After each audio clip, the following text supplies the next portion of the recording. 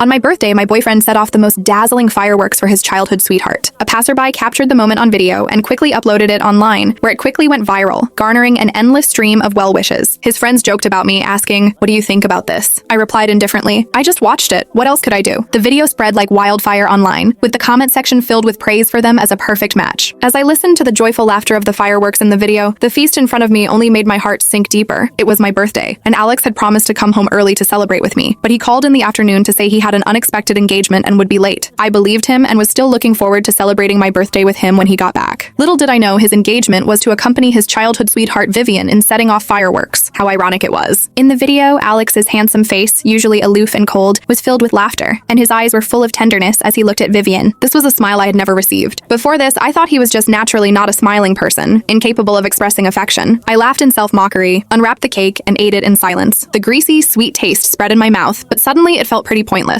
I took my phone and called Alex. He answered quickly and his voice was as cold as ever. "What's up?" As he spoke, I could clearly hear the sound of fireworks in the background. After a 2-second silence, I swallowed the cake in my mouth and asked calmly, "Where are you?" "At the office. What's the matter?" He seemed to have moved away from the riverside, and the sound of fireworks was gone. His voice was still calm, showing no signs of the panic one would expect when lying. I glanced at the video on my tablet and felt even more disinterested. "Let's break up. You're making a fuss again." I sneered. "Browse the videos online more often, Mr. Internet Celebrity." With that, I hung up the phone. Since I had proposed the breakup, I shouldn't stay at his place any longer. I looked at the untouched dishes on the table, got up, and went to the kitchen to find some containers to pack them up. Then I packed my belongings and took a taxi back to my small apartment, which I hadn't visited in a long time. Finishing all this, I took a taxi back to my small house that I hadn't visited in a long time. After I graduated from university, my parents bought me a small apartment in this city. After getting together with Alex, he always said that our homes were too far apart, and it was troublesome for us to commute between them, so he asked me to move in with him. Actually, the distance between these two houses was just the distance between him and me. We looked close, but our hearts seemed to be separated by the Pacific Ocean. Back in the long-lost small house, I tidied up simply and went to bed after washing up. The next day, I found only a few messages on my phone. "What's the matter with you now? Come back when you've calmed down, don't be too willful." It seemed he came home last night and found out I had moved out. I didn't reply to his messages and just went about my own business. This kind of thing wasn't the first time it had happened. Vivian would call him whenever something was wrong. She would even ask him to accompany her when she was awakened by thunder at midnight and couldn't sleep. I had questioned him and quarreled and argued with him, but he said, "People with a dirty heart see everything as dirty." Every time he abandoned me to go to Vivian, he would send me roses afterward to appease me, and I would continue to be deeply immersed in this relationship as if nothing had happened, but I was tired this time. As I stepped out of the company after work in the evening, I saw him standing outside. Dressed in a suit, he had a handsome face and a tall and strong figure with excellent body proportions, just like a model on the runway. Passers-by couldn't help but look at him. If it were any other day, I would have gone up to him and asked him to get in the car to keep others from looking at him, but this time I just wanted to pretend I didn't see him.